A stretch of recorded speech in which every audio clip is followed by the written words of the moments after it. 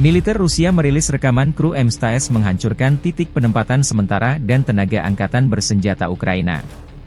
Artileri pasukan gabungan pengawal ke-20 dari kelompok pasukan barat melancarkan serangan intensif terhadap musuh dari posisi tembak tertutup pada jarak hingga 15 km.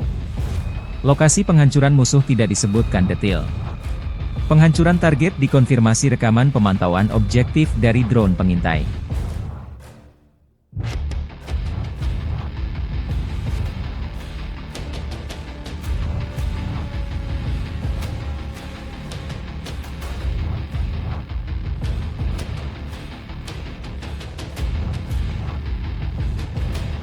Вожу уже 1,5 года.